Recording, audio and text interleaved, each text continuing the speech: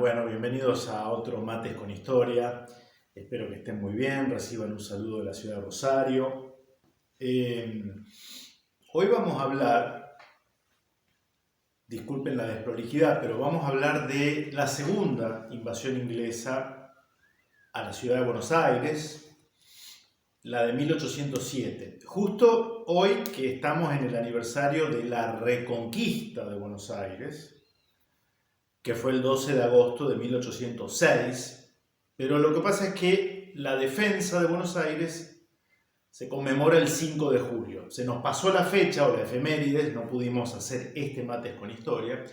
Entonces, hoy, promediando, digamos, los días conmemorativos de la reconquista de Buenos Aires, aquel 12 de agosto de 1806, que lo analizamos en un Mates con Historia de hace un año, en el que hablamos de la indispensable ayuda oriental, los uruguayos que participaron apoyando la gesta reconquistadora de Santiago de Liniers. Hoy nos vamos a dedicar en cambio a la defensa. No habíamos analizado hasta ahora nunca la segunda de las invasiones inglesas, la de 1807. Tengo acá a Vicente Sierra. Dicho sea de paso, ayer el diario Infobae publicó una nota, un artículo mío dedicado a la reconquista de Buenos Aires. Vamos a tratar de dejar la imagen. Destacando este elemento, ¿no? que está olvidado, de que no hubiera sido posible esa gesta que nos marca como pueblo, que define también algo fundamental en la historia de los pueblos. ¿Cuál es el enemigo histórico de ese pueblo? En nuestro caso está muy claro, el Imperio Británico. No hubiera sido posible sin la ayuda de los orientales, ¿no? Esto para destacar hoy nuestro origen totalmente hermanado en la lucha, hermanado en el derramamiento de sangre, por un objetivo común. No es poco, no es poco.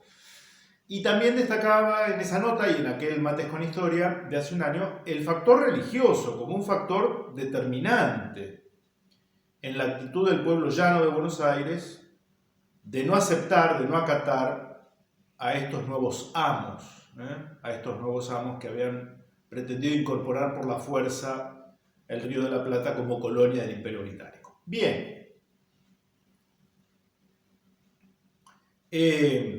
En 1807 van a venir 10.000 soldados británicos, lo cual permite prácticamente multiplicar por 10 las fuerzas expedicionarias que Inglaterra manda al Río de la Plata para tomar posesión militar del mismo, ¿no?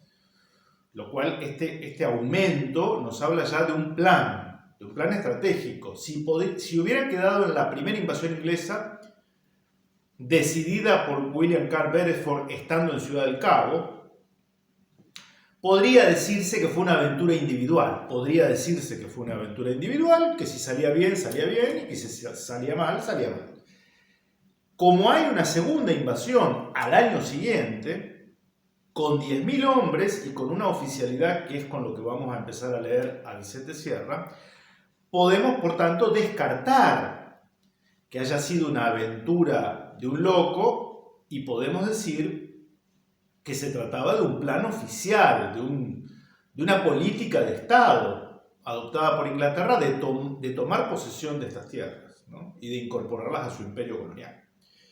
Y de hecho va a haber una tercera invasión proyectada, no ejecutada, con la que los ingleses supondrían que la tercera es la vencida, habrán pensado, pero surgieron prioridades en su política exterior, nada menos que la de abocarse a la derrota definitiva de Napoleón Bonaparte en Europa, ¿no?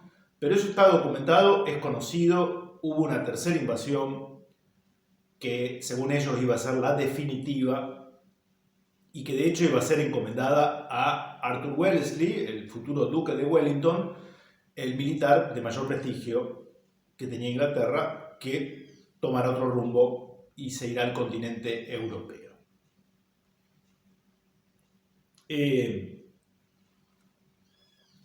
Pero otra cosa que vamos a notar también, a diferencia de la primera invasión, caracterizada por una intención, al menos externa, por parte de Beresford, de ganarse la simpatía de los porteños, por lo menos, ¿no? Que eran los criollos a los que tenía a la vista, esta segunda invasión va a ser bien distinta. Los ingleses van a mostrar otro rostro, el menos friendly, digamos, ¿sí? Digo para los que uno escucha a veces a algún argentino despistado que se lamenta, nos hubiera convenido ser colonia británica. ¿Ah, sí? Bueno, vamos a ver si nos hubiera convenido. O si le hubiera convenido a quien dice eso, ¿sí? Acá hay una cuestión también. John Whitelock es el comandante, pero ¿quién integraba la oficialidad? ¿Qué dice Vicente Sierra? Porque esto hay que tenerlo en cuenta para el análisis y la interpretación del hecho histórico.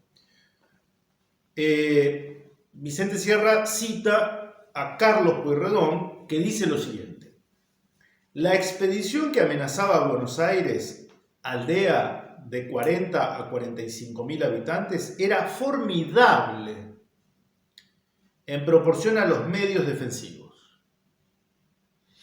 Se componía de cerca de 10.000 soldados, o sea, un cuarto de la población de la ciudad eran soldados enemigos, aguerridos, y era comandada por jefes que no hacían sus primeras armas. Whitelock, teniente general, inspector de reclutamientos de Inglaterra, muy vinculado a la familia real. Gower, mayor general. Crawford, general de brigada, quien después fue secretario de Wellington, muriendo en el asalto de Ciudad Rodrigo, siendo considerado como el general más hábil en la guerra en la península, en España, ¿no? Años después. Lumley, también general de brigada, que actuó con eficacia en la batalla de Albuera, combatiente contra el famoso mariscal Soult. Cadogan, teniente coronel, fue después otro de los secretarios de Wellington y murió en la batalla de Vitoria. Torrens, teniente coronel, también fue secretario del vencedor de Waterloo y del duque de York.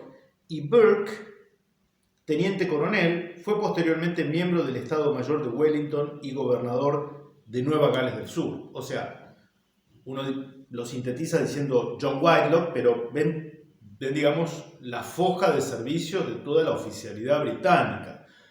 Y esto hay que tenerlo en cuenta porque si bien ya Liniers había tomado medidas defensivas, la formación de las famosas milicias populares, esto es cierto, esta segunda invasión ya no toma por sorpresa a Buenos Aires, esto es cierto, pero la desproporción que señala este autor, Carlos Pueyrredón, citado por Vicente Sierra, era descomunal. Esto hay que imaginarlo hoy, ¿no? Es como si hoy desembarcaran al sur del conurbano bonaerense 1,5 millones de soldados, chinos, rusos, de la OTAN, de quien fueran, ¿no? Hay que hacer frente a esa invasión y hay que ganarle, ¿no? Esto habla de otra de las tantas páginas gloriosas de nuestra historia, ¿no? El desembarco se da en la zona sur, por entonces obviamente deshabitada, la zona de Quilmes, y a partir de allí se inicia la marcha sobre Buenos Aires, se abunda en detalles, muy dificultosa por las inclemencias del tiempo. Ambas invasiones tienen lugar en pleno invierno, con todas las características climáticas de la época y de la zona, temporales con sudestada, que hacían que esos bañados estuvieran prácticamente intransitables. Imagínense la dificultad para las tropas, 10.000 soldados, en atravesar esos pantanos, cruzar el riachuelo, en fin. Pero sobre todo esas cureñas que llevaban los cañones, ¿no? La artillería, van a perder muchas piezas de artillería en esa maniobra de acercamiento a la ciudad. Se va a dar esa famosa maniobra envolvente que va a dar lugar al famoso combate de los corrales de Miserere. Algunos en la escuela quizá lo hayan escuchado esto, ¿no? Los corrales de Miserere eran los corrales en donde se guardaba el ganado que era traído de los campos, de las estancias, para ser faenado, ¿no?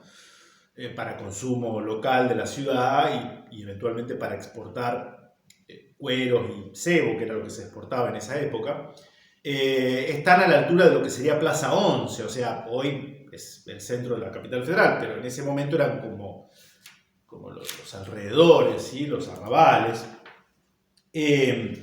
Acá hay algunas discusiones. Liniers sale a enfrentar al enemigo porque la idea es que el combate tenga lugar fuera de la ciudad para evitar que esto fuera una masacre también entre la población civil. Había que manejarlo. Finalmente esto no va a ocurrir. Las distintas columnas del enemigo, acá está totalmente detallado, no voy a entrar en esos detalles de descripción. Está perfectamente registrado por dónde van a ir avanzando luego de ese desbande de las tropas criollas defensoras de la ciudad ocurrida en los corrales de Miserere.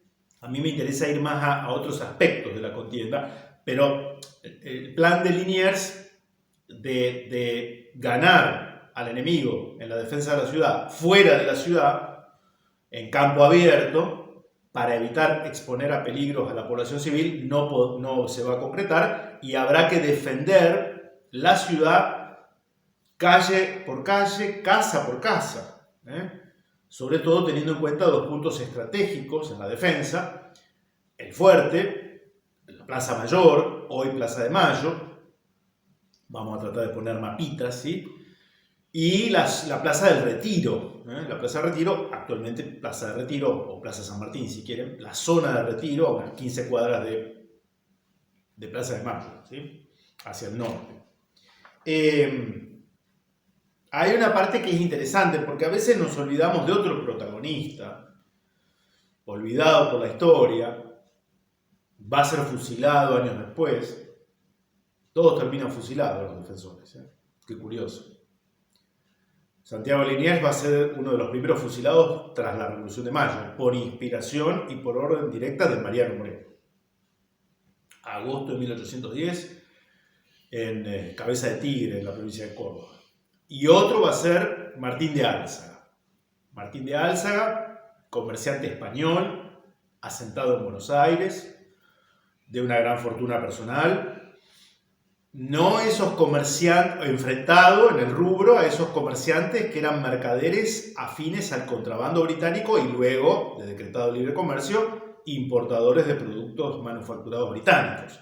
Martín de Álzaga es un comerciante español que se beneficia, eso es cierto, a través del sistema monopólico español. El sistema monopólico español que permite a las regiones de Hispanoamérica comerciar solo con España, con la metrópoli.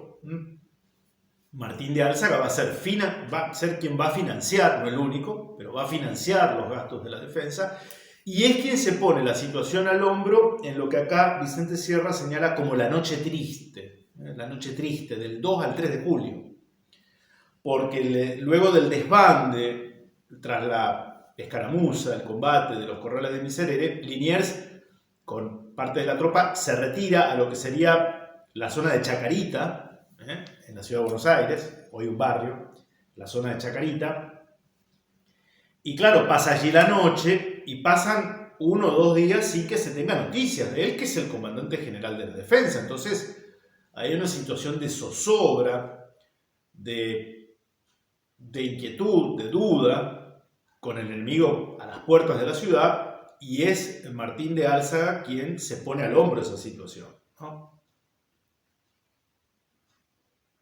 Martín de Álzaga va a ser fusilado en 1812 en un proceso cuya firma, su orden de fusilamiento, la firma Bernardino Rivadavia, otro amigo de la casa, digamos, ¿sí? En fin. Algún día vamos a hacer ese análisis, pero creo que algo mencionamos en alguno de los mates con historia dedicado a Rivadavia, ¿no? Él va a firmar también, el padre del liberalismo argentino va a firmar órdenes de fusilamiento, digo, por si alguno no está enterado, ¿no? Bernardino Rivadavia ordenando el fusilamiento de Martín de Álzaga, otro de los héroes en este caso de la Reconquista, pero fundamentalmente de la defensa de Buenos Aires. Vicente Sierra dice: en el curso de la noche del 2 de julio comenzaron a entrar en la ciudad los fugitivos del combate de Miserere. Nada se sabía de Liniers, El desorden y la desesperación parecían dispuestos a dominar. En tales momentos surge el hombre del destino, Martín de Álzaga. Sin dejarse dominar por el pánico, el cabildo, que permanecía en sesión permanente, adoptó bajo su dirección una serie de disposiciones salvadoras. Miguel Mansilla salió en busca de Balbiani para encomendarle la defensa de la ciudad. Juan Gil se encargó de transportar a la Plaza Mayor las municiones existentes en el Parque del Retiro. El alguacil mayor se dedicó a hacer lo mismo con los víveres existentes en el almacén general. Se abocaron los cañones a las calles. Las fuerzas de patricios que habían quedado en el cabildo fueron distribuidas en avanzadas sobre las azoteas. José Antonio Capdevila se encargó de la construcción de trincheras en los lugares donde se había resuelto instalar cañones, utilizando para ello sacos de yerba mate y de lana. Dinamizados por la decisión del cabildo, los vecinos, sin distinción de rangos, respondieron al llamado de la colaboración. Me había olvidado de decir que en su marcha sobre Buenos Aires, y esto que yo les había apuntado al comienzo, los ingleses van a mostrar otro rostro, quizás su verdadero rostro. Uno de los que dejó asentado lo que sucedió en estos días en sus memorias, muy típico de la época, ¿no? de ciertos sectores, es Martín Rodríguez. Martín Rodríguez será gobernador de Buenos Aires, ¿no? Y fíjense lo que dice Martín Rodríguez, un hacendado. Acampados allí, los ingleses, echaron a tierra 3 hermosos corrales de Ñandubay, entraron a las casas, la zona sur de Buenos Aires, rompieron las puertas e hicieron pedazos cuantos muebles había. Echaron abajo la puerta de la capilla, era muy típico, ¿no? Que en las casonas o en las estancias hubiera una capilla, ¿no? Tiraron los santos, los arrojaron al patio, rompieron todos los cuadros e hicieron pedazos del altar. Sacaron los ornamentos y andaban burlescamente con ellos puestos. ¿Qué tal, Esa noche les matamos 3 hombres, dice Martín Rodríguez, que no es ningún zurdito de la época, era un hacendado, ¿sí? Un hombre conservador, ¿no? De esa estirpe de la aristocracia porteña en sentido amplio, ¿no? Les matamos 3 hombres que al día siguiente, antes de emprender su marcha, los encontraron adentro de la casa y los pusieron abajo de los corredores. Ese día rompieron la marcha de las 12 a la 1. Llegaron a la otra estancia nuestra que está como a 2 leguas de la primera, viniéndose para la ciudad. Esto vamos a volver sobre esta actitud. Parece haber una actitud de rencor por haber perdido el dominio de la ciudad que habían tomado un año antes, ¿no? Algo a lo cual Inglaterra no estaba acostumbrada. Esta actitud, ¿no? De destrozar todo cuanto encontraran, quizá anticipo de lo que harían en la ciudad, luego, ¿no? Entonces, el cabildo, inspirado por Martín de Álzaga, toma estas disposiciones. Resumo un poco, aparece Liniers y se produce ya el enfrentamiento en el centro de la ciudad, calle por calle, casa por casa. Está muy bien descrito. Acá es donde se da esta famosa escena de un pueblo en armas. Un pueblo en armas que aparte en las azoteas estaban las mujeres de Buenos Aires, incluidas esclavas, que defendían con todo lo que tenían a mano y que podían haber llevado a las terrazas, la famosa el agua hirviendo, pero también cascotes, palos. Vamos a tratar de poner escenas de una película, les recomiendo, la única película que el cine argentino ha dedicado a las invasiones inglesas. Fíjese, de 1952, La muerte en las calles. sobre guión de una novela de Manuel Gávez, lo cual es una garantía. Les sugiero que la vean, la pueden ver en YouTube, La muerte en las calles, 1952. Desde entonces el cine argentino no ha hecho una sola película dedicada a estos dos acontecimientos gloriosos de nuestra historia. Es curioso, porque tenemos cine argentino, hay cine argentino, ¿no? Pero que produce otro tipo de cosas, ¿no? Fíjense, si los norteamericanos hubieran vivido esta historia, hubieran hecho 50 películas y todo el planeta conocería estos detalles que estamos viendo. Nos pasó a nosotros y ahí está olvidado, ¿no? Ahí está olvidado. Esta defensa, ¿no? Un pueblo que defiende, porque es una familia que sabe que allí, en la Bocacalle, hay un hijo suyo jugándose la vida. Y hay descripciones que hablan de que en las Bocacalles, cuando se veía la oportunidad, no solo eran los soldados nuestros, sino que era una marea humana que a modo de latigazo caía sobre el enemigo. Con puñales, con palos. Esto habla de una bravura, habla de una fibra aguerrida, decorosa, digna, de quien defiende lo propio, lo suyo. Se sabe pueblo y se sabe con un destino glorioso, ¿no? Creo que es lo que humildemente nos está haciendo falta, ¿no? En la madrugada del 4 de julio, numerosos vecinos de las quintas se presentaron al cabildo afligidos y angustiados. La soldadesca invasora se había extendido por los alrededores de Miserere hasta llegar a La Piedad, supongo que dice o se refiere a la iglesia de Nuestra Señora de la Piedad, cometiendo los más crueles saqueos, robando y asesinando a hombres enfermos, ancianos, mujeres y niños, y ejecutando otras atrocidades. El acta que registra el hecho agrega: sin que ni súplicas, ni ruegos, ni llantos puedan contener el furor y rabia de aquella gente inhumana, bárbara y cruel, que han entrado como lobos y que no son bastantes a saciar su rabia los cuantiosos robos que han hecho y destrozos ejecutados en las casas, todos de aquel recinto donde se han refugiado con sus haberes y muebles la mayor parte de las familias de la ciudad por considerarse allí más seguras. La soldadesca valiéndose a su antojo de la población civil desguarnecida. Y esto lo vamos a contrastar con la actitud que van a tener nuestros criollos frente al invasor una vez que éste se rinde. Porque no somos lo mismo, no somos iguales. Alguna acotación, nos acercamos al 5 de julio, que es un poco la fecha emblemática. Por su parte, la defensa interior pudo ser organizada mediante 3 líneas. La defensa.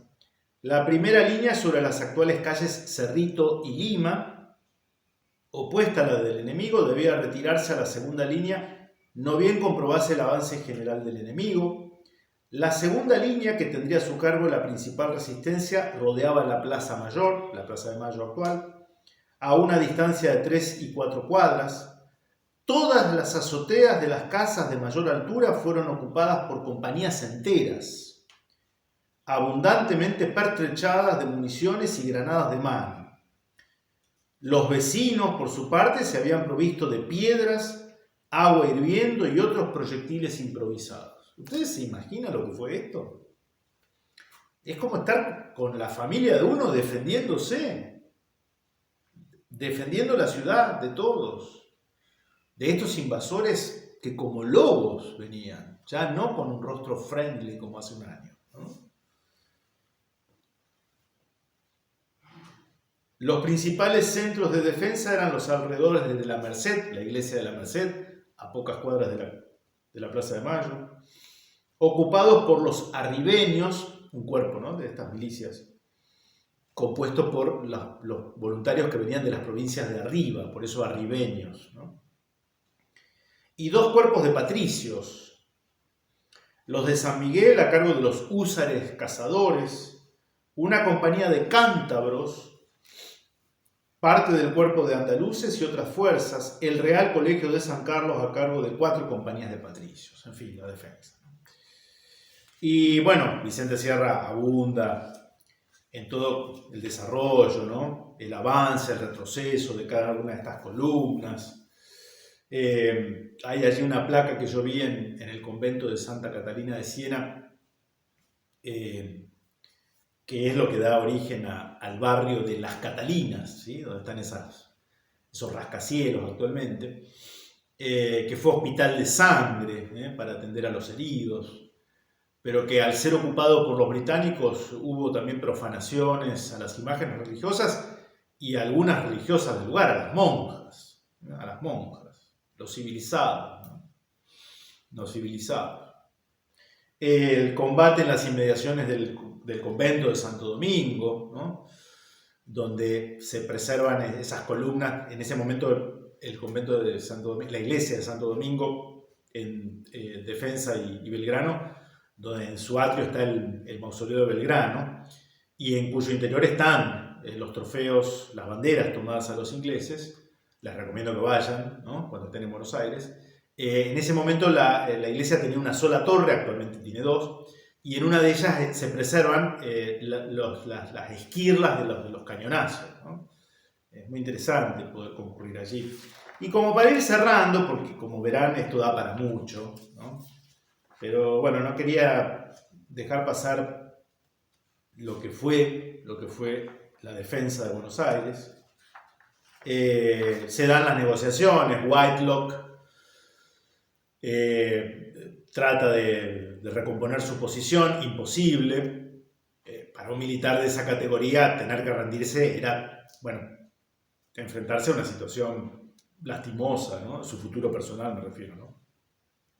Porque Inglaterra estas cosas las cobra bien caras, ¿no? Se da la rendición y acá me parece interesante porque acá Vicente Sierra cita las memorias de Juan Manuel Beruti, ¿no? Y dice lo siguiente. Vamos a tratar de poner... Hay un famoso cuadro que es de un pintor francés, Charles de Foucuray, que se lo encomienda al gobierno con motivo del centenario de la Revolución de Mayo, o sea, un siglo después.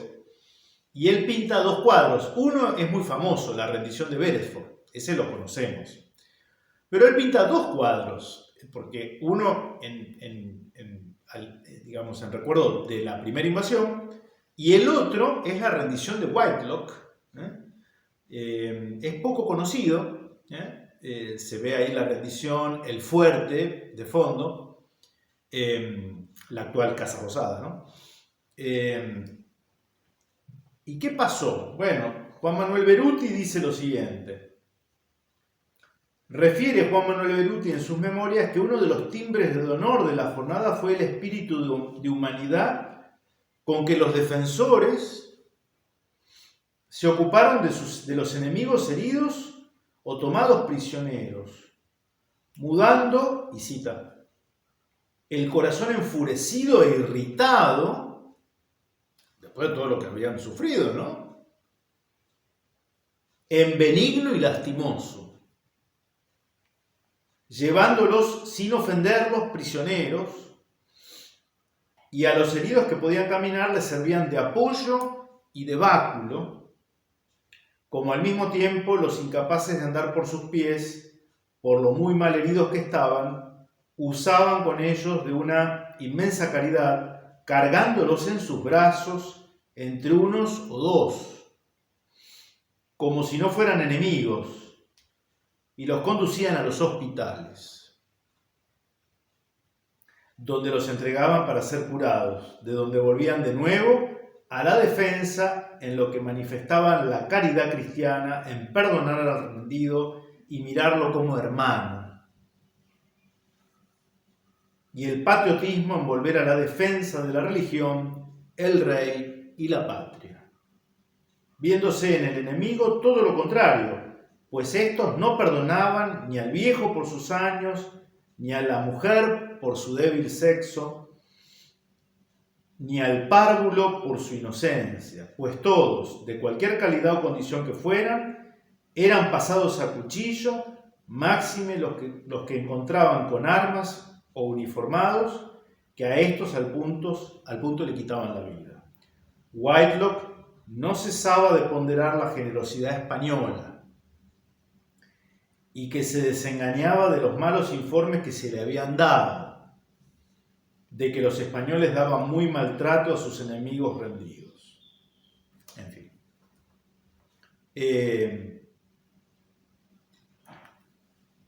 Nosotros tenemos una historia compleja, creo que lo venimos analizando en esos términos, pero que tiene capítulos gloriosos.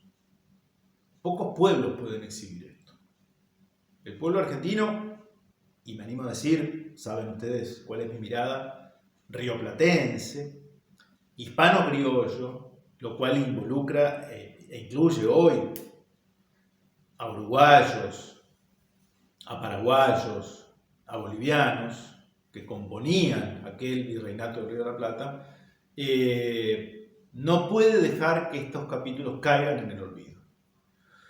Porque, en primer lugar, tenemos un deber de honor para aquellos que se jugaron la vida hace 2 siglos. Y en segundo lugar, porque conocer esto que es nuestra historia es una herramienta útil para la política de hoy. De lo contrario, estamos condenados siempre a andar siempre con la cabeza agacha y tener una mirada pesimista, brumosa y nihilista de la realidad y del presente. Y nos merecemos otra cosa. Por eso hacemos mates con historia. Por eso hacemos mates con historia. Bien, espero que les haya parecido interesante. Les dejo un saludo, buena semana y nos vemos la próxima si Dios quiere. Que estén bien.